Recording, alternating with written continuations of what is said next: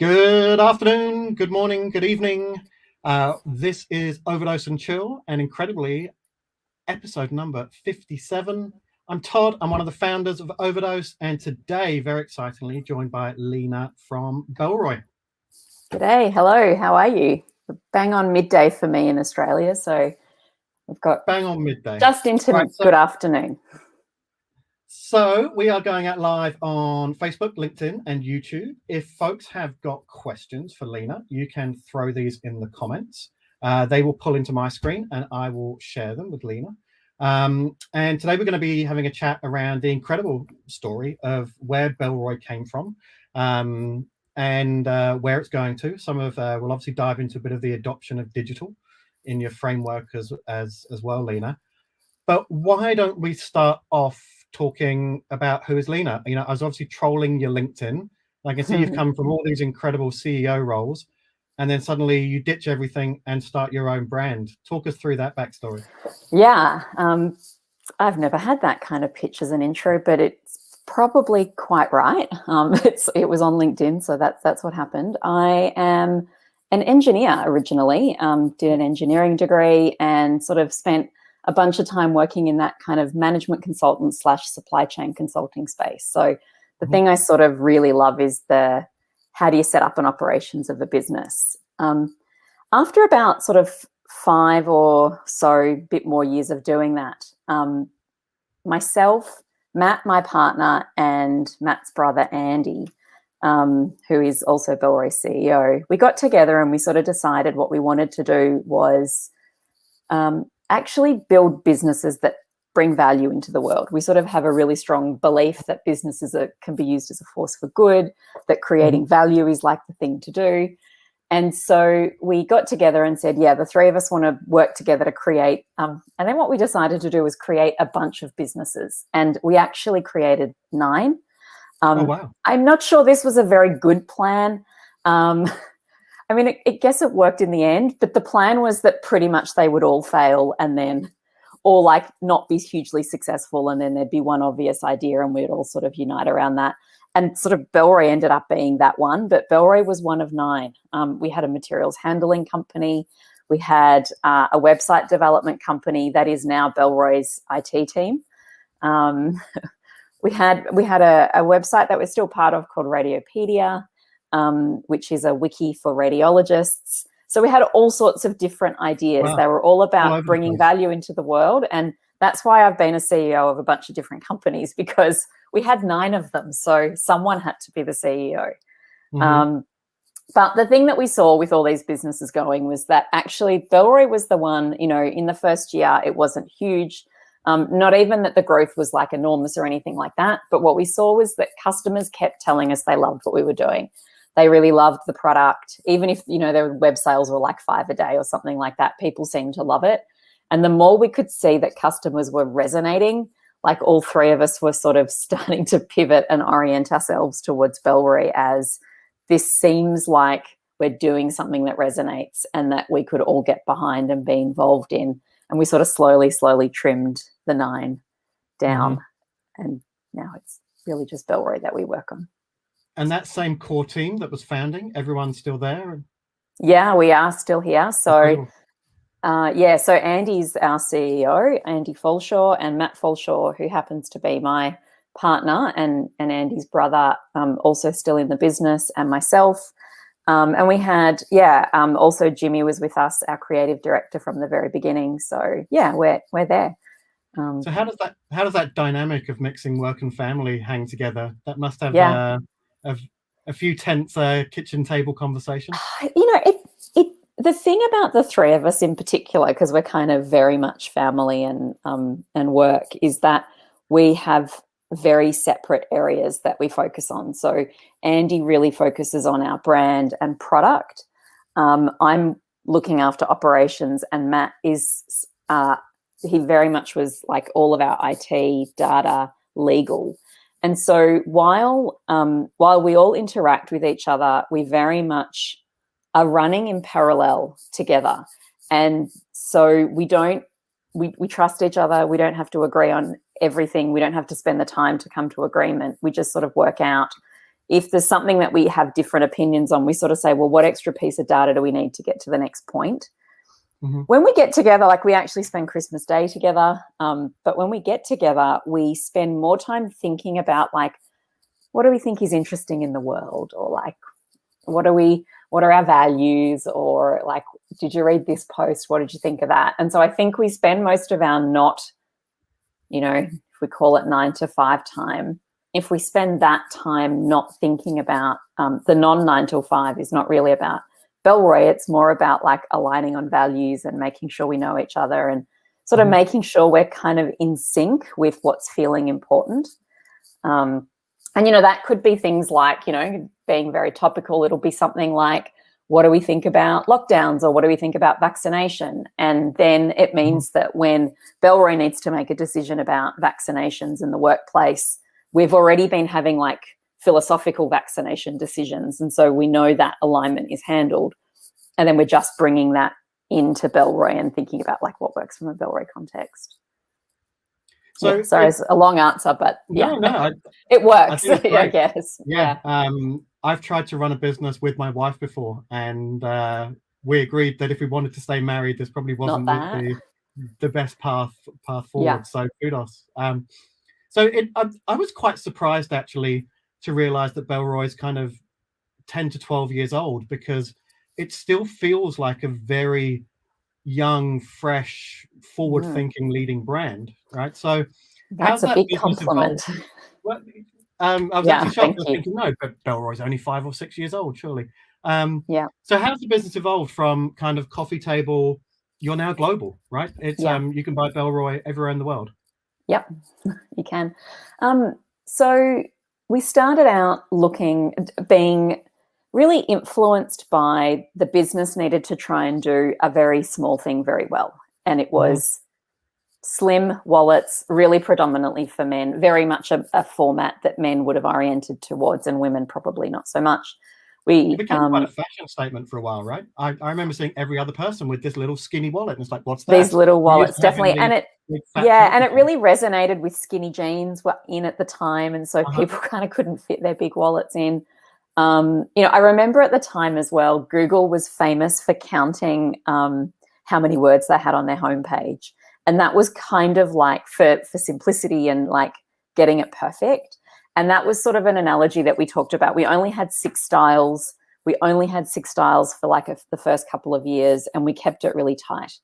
And so I guess I can sort of parallel how the product developed with how it feels like business has developed. Like it sort of felt like that wallet business was good for a very long time for us as we were transitioning from what we thought was going to be a wholesale business, which is kind of this is weird. It's like that's actually how old we are. That's quite odd, where it was about a year in one of our tech, because we had the tech consulting business, we always had like really great programmers around and tech people around. And they were like, we think you should think about Google advertising for Bellroy. And we were like, is that right for the brand? At that point, all Google advertising meant was like the little blue text at the top of the search result. And people were like, I don't think that looks very professional. That's not really going to work. But we gave it a go, and that's where we came up with the Slim Your Wallet campaign. The advice was you need to have a landing page. You need to connect the landing page to there's sort of very basic stuff. But at that point, we didn't expect that online sales was the thing that would be driving the business. We expected it would be wholesale, but then we sort of, within a period of a month, had 7 orders a day go to about 30 orders a day on the website. And I know those numbers are little, but at the time, it was a really big shift. And so, that was sort of where we began. And then... And at that time, were you literally picking and packing from the spare room, were you? We actually weren't. One of the things that we did was use a third-party logistics from the very beginning, because I'd spent a lot of time consulting in supply chain industry space. What I saw was that the kind of work to manage a logistics operation was very different to managing an office, sort of with creatives and tech people in it and that sort of thing, and that it would be very difficult to sort of unite those two pieces. We certainly had some trips to the warehouse to like check quality issues and we were dealing with product, but we've sort of made a decision that we would not have that as our strength. So we weren't literally picking and packing orders. So how did you convince a 3PL to take you to ship out 5 orders a day, right? That must have been... Well, this was where the advantage of the 9 businesses did sort of come in the beginning, because we actually had, one of our businesses was called Kando Dental, and it was a distributor of dental products, like into the dental industry. And that business had a lot more daily orders. We'd sort of partnered with a business that already existed. And so we had a 3PL set up, and we basically piggybacked off the back of that, which... Gotcha. So maybe it wasn't so crazy to have 9 businesses. Like maybe it's interesting telling the story how often I've like said, oh, so we picked up the IT support from like from the tech company that we had, and yeah. Anyway, so that's how we did that. I recall working with even like Kate at Adore Beauty. I remember dealing with Kate like 10 years ago, where she was literally in the bedroom, and next door there was picking orders. And, there's just products everywhere. Yeah, right. And I think you had a bit of a cheats head start there, because you kind of had the infrastructure ready to go, right? Ready to scale. Great. Yeah, we did. Look, we were lucky lucky or, it sort of worked out for us that, Andy had come out of Rip Curl. And so he'd been working in their bags division and designing bags and wallets with Rip Curl. And so he had sort of a lot of information around that industry and how wallets worked. I'd been working in supply chain and operations, so I sort of had those models, and I guess we were sort of bringing all of that knowledge together. We were actually going to be a bags company first. We thought we would do bags before. Yeah. No, well, we thought Bellroy would be bags before, not wallets. And then Andy came back from a trip to Japan and sort of came back and said, I think wallets actually is where we should start this carry story from. Everyone's ignoring them. Like, I think brands are just going to factories and like sticking their logo on the same design. They'll be easy to get in store. They're light to ship around. And I think we can actually bring some design to the space. And so wallets was where we began. But we always knew that carry was this space that was actually the goal of Bellroy. And we knew that getting out of the pocket and sort of getting into the day and then over the weekend in terms of carry was like the goal. And so I suppose, like, back to your question about how does it feel fresh, maybe one of the things is that we really are very regularly adding new categories to what we're doing. There was wallets, and then we added a phone case program. We kind of call that the coming out of the pocket sort of phase. And then we kind of focused on meetings, so like folios to help you sort of organize your notes in a meeting, or like carry a laptop and, pen and notebook and that sort of thing. And then we moved to daily commute, so a bag that was sort of big enough for a day. And then we moved to sort of the weekender space. And so we've sort of slowly progressed. And I guess what we're trying to do is create a company that ultimately, when you think about, I've got something to carry, how am I best going to do that? You think about Bellroy. Like this is where we're trying to get to. So did you expand geographically before you expanded the product line, or did those two things happen in unison? The two geographic expansions that happened we went into the US and Australia, like they were our 2 markets way before we expanded the product. Right. I remember we had an AUD and a USD Shopify site. We had a friend who was running a warehouse in the US. And that was sort of where we sat for the first few years, Australia and the US with wallets. And then we realized that we needed a different operation in the US. We were growing, they were actually doing it from their garage, and that wasn't really going to work anymore. And so we found a logistics provider who we moved to in the US. And then what was really like a happy outcome was that they just expanded. And so they expanded to Canada, they expanded to Australia, they expanded to the UK, and we basically followed them into each of the warehouses that they moved into. And so we used to always, and we can still from Australia, FedEx or DHL anywhere in the world as like a supply option, but it's expensive to do it that way, like for us and the customer. So if we can have stock locally, it works better. And so off the back of that, was that always a direct-to-consumer play through those 3PLs, or was that providing your distribution? Yeah, it was both. We've always, so we've had our direct-to-consumer sales on Bellroy.com, and then we've always had wholesale sitting alongside that, where we say it feels like what we want to do is have the product be where the customer wants to buy it.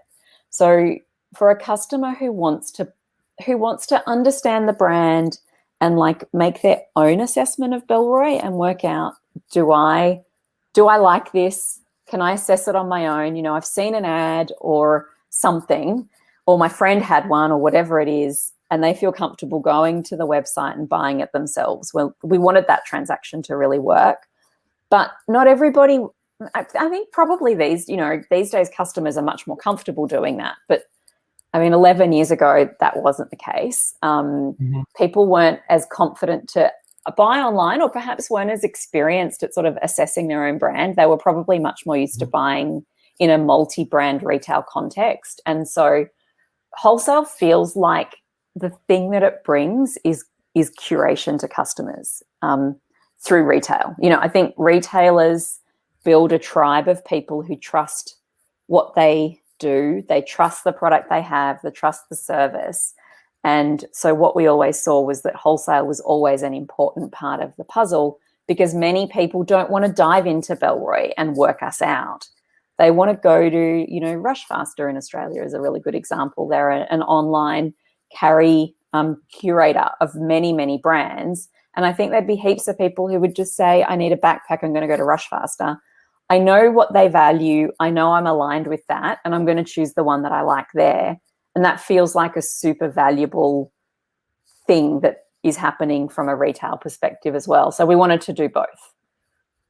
And are you particularly picky about who you allow to stock Bellroy, or is it a case of our brand stands on its own 2 feet? So if you're walking into a Kmart or a David Jones, can Bellroy exist across the entire demographic?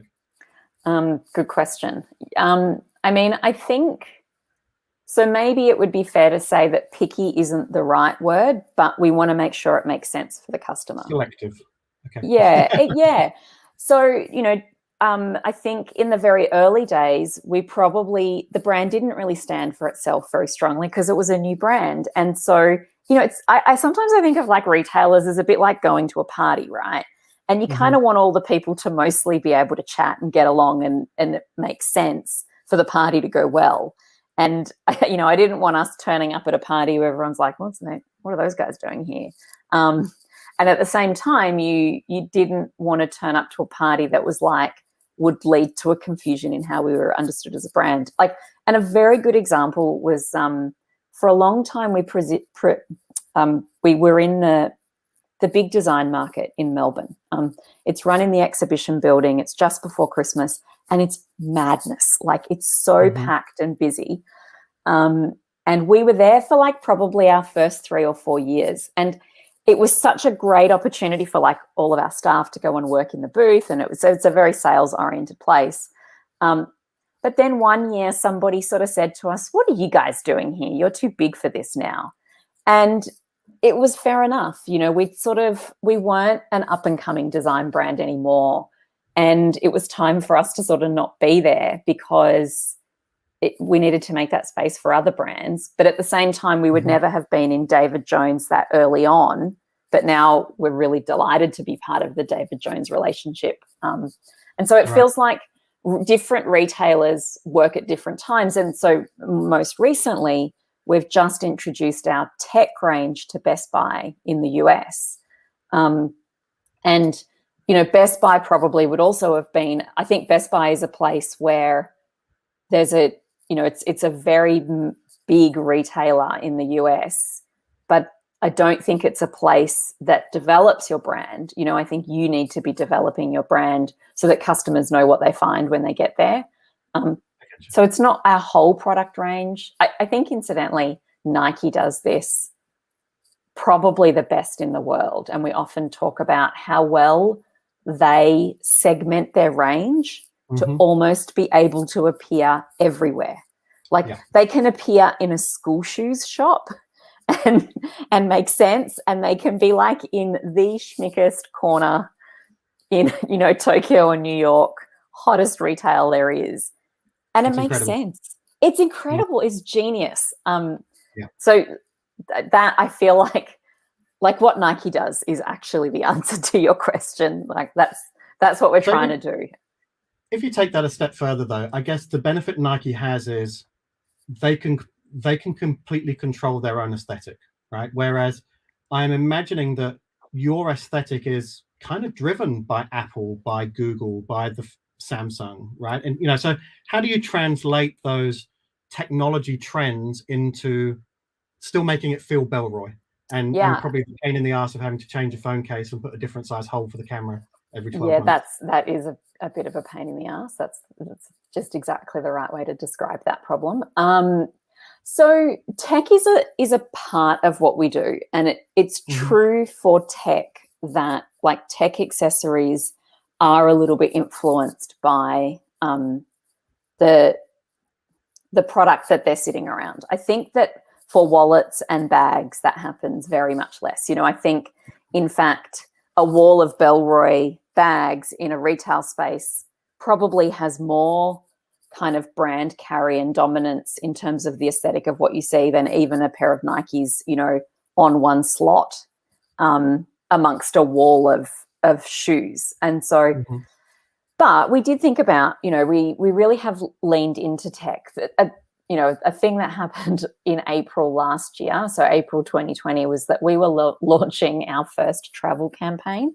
And to kind of track back, like the worst timing in a century to be talking about moving around the world. And so we had 3 travel bags ready to roll. And we just sort of quietly ended up putting them on the website and really not talking about it. And we really haven't much talked about it from a campaign perspective since. But what we did see happen in COVID is that while the thing that happened for us is that a lot of our very big bags understandably reduced in demand, anything relating to tech just exploded. And I think what happened last year was that we came into 2020 with that the zeitgeist was tech is really bad and we need to get off our devices and we're addicted to them. And all of that was going on. And then suddenly all you had to connect to the world was your device. And so it felt like people's perspectives to their tech was changing. We were definitely selling so many accessories relating to tech, from like our laptop sleeves. We have a tech, like we have sort of tech kits and pouches that help you organize cables and, those sorts of bits and pieces and chargers and batteries and that sort of thing. But we realized that maybe this was the right time for us to think about how do we bring our brand. And so what we launched earlier this year was our Bring Your Life to Tech campaign, which was basically to say, we'll help you bring an expression of yourself to your technology. And, for us, what that really means is we spend a lot of time thinking about leather. And so bringing a beautiful leather finish to your technology, sort of like whether it be a watch strap, so there's a Bellroy watch strap, or a phone case. Well, I've got a naked 13 that I need to get a case for. So hop online. Exactly. But what you can sort of see that what we're doing is letting people put sort of beautiful, well-worn, like well-wearing leather onto their tech products and kind of make them a little bit more their own. That's one perspective that we take, and I think that's the one that is trying to say, why should Bellroy be doing this? And how do we kind of make it feel like we're not overly influenced by the tech companies? But of course we are. Like it's a fast changing space, and so you need to be a good operator to not get caught with too much stock and that sort of thing. Oh, for sure. Yeah. And I think that conversation on leather leads into probably one of the areas I'm keen to understand the most about, which is that journey into becoming a B Corp. It's something we're having active conversations at Overdose for if this is a path we want to take. Yeah. I'd love to understand that journey. Is that I think I've seen other brands do it and it felt like a virtue signaling marketing play, but now this seems to be becoming almost I would expect in 3 to 5 years time, this is an expected standard of it's sort of a social ticket to the game. responsibility. You can talk us through that journey. Yeah, I think we've just done our 3rd B Corp accreditation, or we're sort of, just putting the bells and whistles on that. So we were actually quite early to B Corp, and Andy was the one who kind of brought it to us to say, I think we should think about B Corp. So, B Corp very much speaks to, literally benefits corporation, I think is the B Corp. But it's basically about a business that recognizes that there's more value to be had than just the dollar in the bottom line. And that actually was very much within what we were aiming to do. We were aiming to create value in the world with the businesses that we were running, and having it be that we created value for our staff and for the people who were our suppliers and for the supply chains that we interacted with. We really want to leave the world a better place. And so Andy had said, hey, there's this group called B Corp, and it looks like our values are pretty aligned. We should look at whether they, the accreditation is a big long list of questions, and, how do you approach this? What do you do for that? And Andy had sort of said, I think if we look at this, we might find some blind spots that we have that would be an opportunity for us to improve, that are sort of, if we know we're hitting 60% of this, well, then what we could sort of feel pretty confident in is maybe the other 40% might become a really interesting checklist for what would be good for Bellroy. And so we very much sort of started it. When we started it, it was not very well known. It feels like I'm hearing it be talked about a lot now, which is fantastic. But at the time, I think if you said, oh, we're a B Corp, people didn't really know what that was.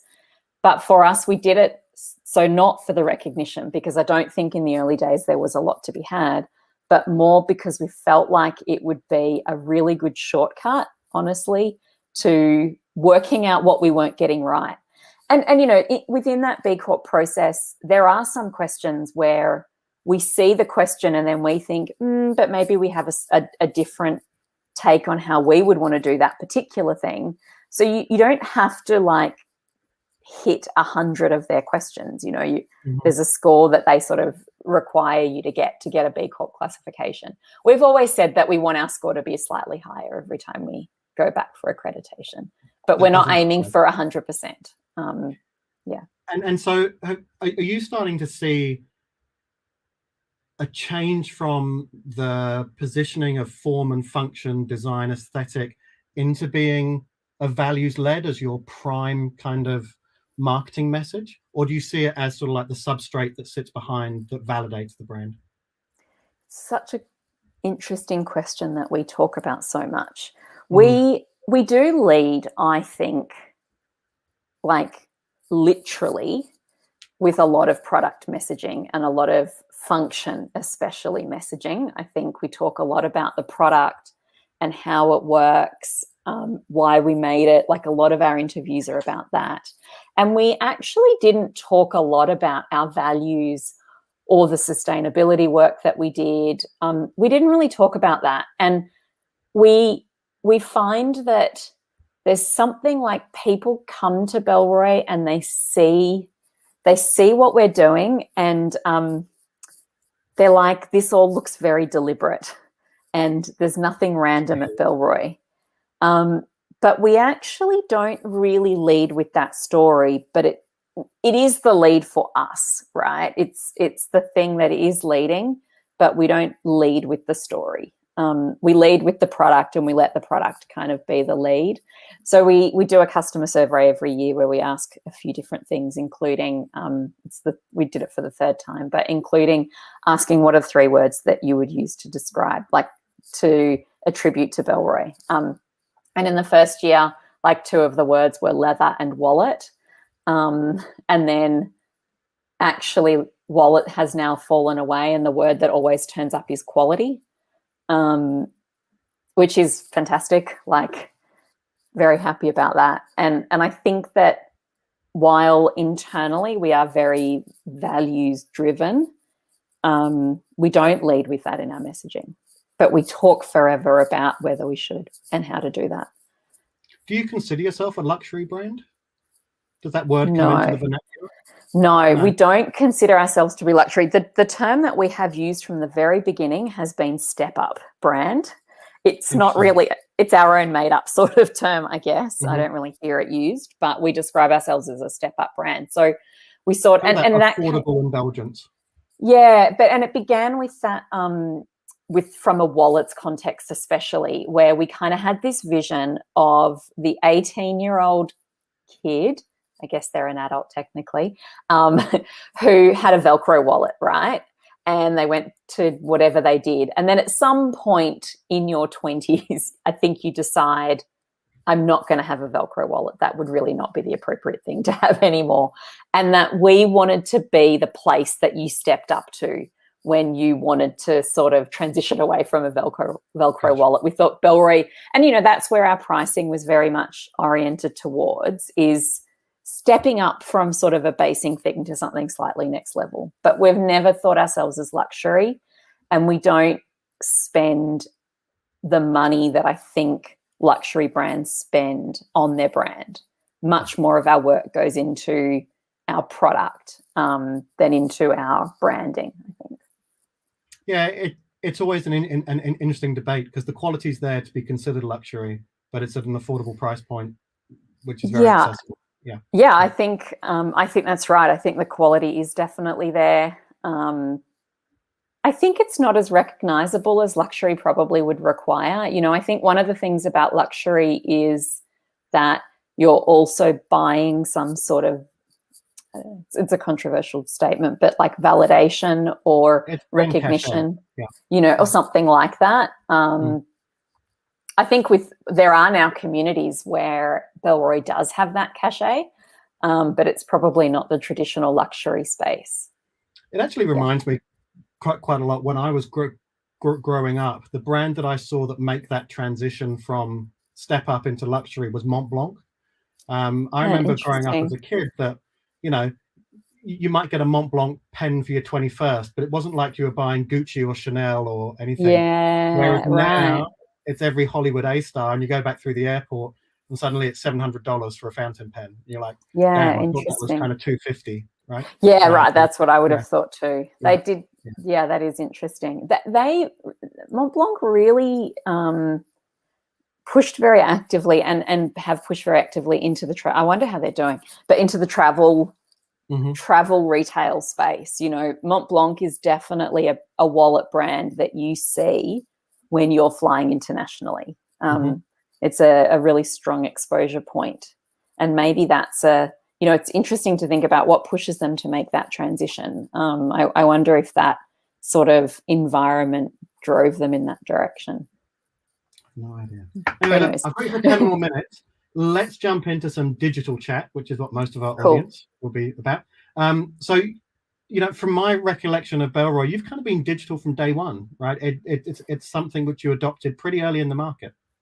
Definitely. I mean, we had a website from day one, and we didn't use digital advertising from day one. That was probably the one thing. It was probably a year in or so before we really started to work on and understand what a digital advertising campaign would look like. But I think that almost makes it pretty day one like, right? And you're now still running Shopify, but with 1,000,001 stores all around the world? No. Okay. We're not on Shopify anymore. We used to be Shopify. We then had a brief stint on Magento. But now we actually have our own in-house system. So we write our own. You built custom from the ground up. We have built custom. And the two things that Shopify will probably get there, but every time we've assessed so far, they claim they're going to get there. The two things that we needed that we didn't feel like we could see properly handled in the market related to globalization. So management of translated languages, of translations, so other languages, and management of pricing other than auto conversions. So I know that Shopify will kind of let you put in a price and do an auto conversion into a different currency, but we want to look local from a language and currency perspective. And it felt like we could never really do that. And we didn't want to be managing 20 Shopify sites to be global. We want to do it all from bellroy.com. So yeah, we run our own. So how many domains are you serving there now? How many languages and currencies can you transact through? We probably have about 10 of each, actually. Okay. Yeah. So it's still digestible. You haven't gone into... It is still digestible. Yeah, exactly. Yeah, it's about 10 of each. And talk me through the adoption of marketplaces, entry into new markets. I think most people will be interested probably in China or the US. Tends to be, you either go north or you go west. How have you cracked into those spaces? Yeah, that our approach to markets was we did an analysis early on of, we looked at the income of the average income level of people in all of the countries around the world. And we kind of come up with this conclusion that if you were earning more than about $40,000 a year USD, then you were possibly a Bellroy customer. And so we basically took the world and looked at who has the most of those people. And, the ones that we were already targeting, the US, Germany and Japan, for example, were right up there. But the thing that really surprised us was China was in that list. And it just hadn't occurred to us to think about China. And that was the analysis that began our Tmall journey. So Tmall is a really important part of our sort of revenue pool. We've been on Tmall Global for about 5 years. So Tmall Global is based in Hong Kong, and you don't need to have an overseas company to be part of it. But I think for brands, I think it's such a good opportunity to get exposure into China before making a full commitment. Because we've shipped all over the world, though, we don't really have any markets that we choose not to be a part of. But you did say the word marketplaces, and on marketplaces, Amazon is a really interesting one about whether you participate or not. And that was, we are on Amazon. It's a really important part of our business. And we work pretty hard to make sure that our retailers are not selling on Amazon and that Amazon doesn't become a price war. I think that Amazon is something that every brand needs to have a strategy on, and it feels to us, and it felt to us like if we weren't there controlling the space, then someone else would be in a way that didn't appeal to us. So Amazon's definitely part of the plan. Very cool. Now, tell me, my assumption is that the phone case or the wallet is maybe my gateway drug into Bellroy. Yeah. How do you take that customer on a digital journey into all of your other verticals so that everyone's fully kitted up from from desk to travel to going through the journey. It's interesting that we look at who are the customers that are more likely to buy a second product based on what their first product was. And we definitely see that customers who buy into the work accessory space, so pouches or folios, those customers really do come back and buy again, which is sort of really interesting analysis. Where you could imagine the sort of the data and the analysis, we're very much looking at not necessarily do we try and drive you to buy a wallet first or buy a bag first, but we look at where did people, what have they bought and what haven't they bought, and how can we be showing them at different points other products that they haven't considered yet. And we do that both from the perspective of like a carry quiver. So there are some bags that go really well with a particular pouch. And so perhaps we might recommend that pouch to you if you've bought that particular bag. but maybe you've bought a green wallet and you really might like that colorway. And so we might then extend sort of messaging that we share with you into other products within that colorway. So I guess we're sort of looking at where did you begin and then what makes sense as a next step. It doesn't feel like there is an obvious, we want you to start at A and then move to B and then move to C. And are you doing that through outbound email automations or AI on the front end? Yeah, no, I mean, AI on the front end will be a future, like it's a worked on now, coming in the future piece. It's much more through our email program at the moment. Okay. Yeah, but it will be AI in the future. Very cool. Yeah. Right. Last question for you before we wrap up. What's cool and incredible that we're going to see from Bellroy coming up? Is there some crazy collaborations or store openings, or what's the next big thing that you're not supposed to tell us? But I'll give you a hint anyway. We have a range of bags. There's 3 of them there's 3 different formats in the range coming in November that are they're designed to resonate with the idea that people are not taking long trips at the moment. They're like going to the shop and coming back, or that we sort of had this theory that the day has kind of been broken into lots of small little events, often coming back home and going out again. Like we don't sort of put on a big backpack, leave at 6 a.m. and come home at 9 at the moment. There's a lot more sort of satellite small activities. So we have a really fresh feeling range that is specifically targeted that, and it's coming out in November. And I think we're all just super excited about how the products come out and how good it's going to be to use. So it's not far away in November.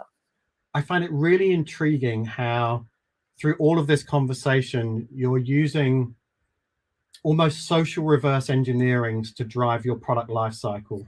Instead of starting from a, hey, here's an aesthetic that we think the world should have, it's actually the need-based environment. I think that's incredible. Todd, you got it totally right. We are very much sitting down and thinking about what's happening for people, what are they trying to achieve.